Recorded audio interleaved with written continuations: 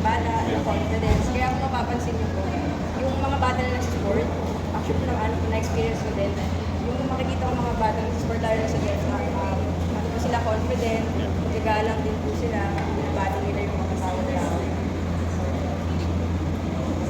So bakit nga kasi yung wrestling?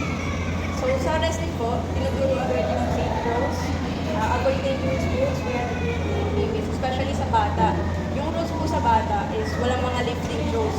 Yung nakikita nyo pinahagis, sinusuplex. And then, injury protocol, yan, dahil nga po sa ginagawa natin ng rules, may iwasan natin yung injury sa bata. Tama. Okay? And then warm-up, important po siya. So essential to prevent injuries before practice.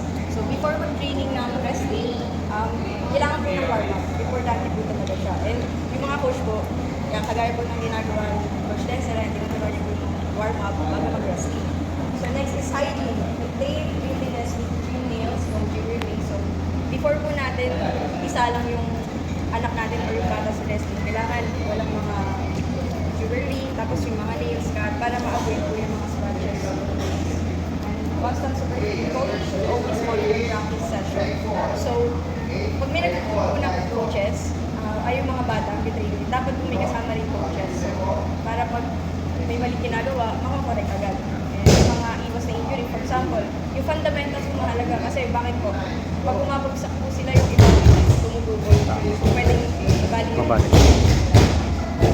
Sleep falling, ayan, sound fall, ginagawa nila. Tinuturuan sila kung paano bumagsak ng kaagad. So, hindi tutukod, so basic freestyle rules. So match format. Yung wrestling po is 3 minutes and 2 rounds.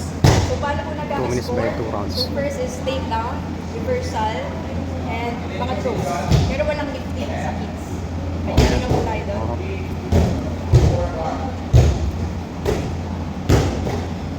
So, ito naman po, yung makikita nyo, trabaho po din ang coaches. Fundamentals, so focus on technique and skill development, and encourage effort. So celebrate hard work over the winning matches. So, yung ibang coaches po kasi, yung mga hindi pa nag-aaral, pinipressure nila yung bata. Oh. So, muna mabuti ka nanalo. So, may effect po sa bata yun. Okay? So, protect health, private safety, and well-being of athletes. So, trabaho din po ng coaches yan. Okay?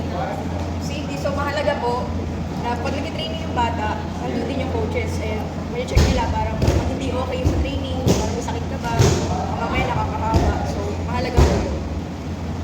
Be patient, foster calm and support the learning environment. Hindi po natin sila pwedeng madalhin, lalo na pag mga bata, tapos i-pressure natin sila na kailangan mo manalo ngayon, kailangan ganyan. Ang effect po sa bata yun, hindi na sila training, ayaw na nila ng sport, kumbaga, may effect sa kanila, parang hindi sila mag-sport, magkakasakit sila. So next, educate parents, communicate openly about the training process. So coaches and parents is magkakampi po sila. So kailangan meron silang communication.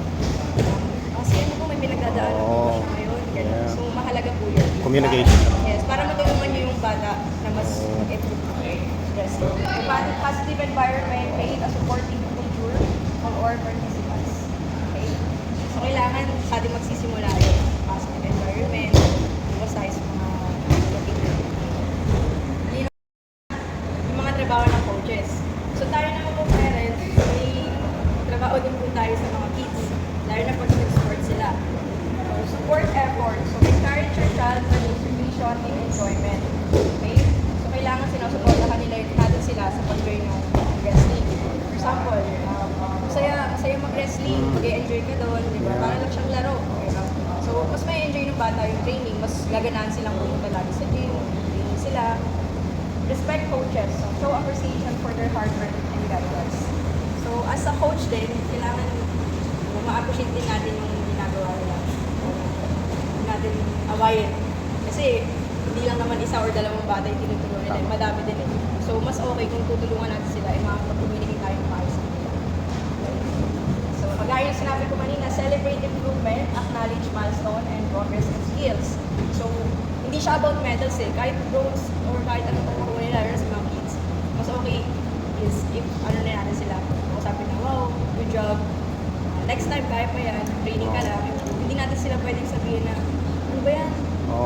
questionin natin sila, "Uy, ba't yun lang nakuha mo?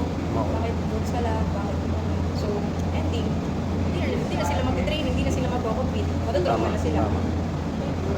So, avoid comparisons. Isa po yan sa may effect sa bata. So, appreciate and each child's unique learning and progress. So, bawat bata po, magkakaiba po sila ng progress. Hindi natin sila pwedeng ikumpara. O, bakit si ganyan? Ang galing. Bakit hindi mo gawin yun yung ginagawa niya? Bakit hindi mo gayahin? Hindi po natin pwede gawin. Kailangan iwasan po natin yung hanggang maaari. Na ikumpara natin sila. Kasi magkakaiba po sila ng level. Tama. Okay. Maging patient po tayo sa mga bata. So, model behavior. Demonstrate good sportsmanship and respect to others.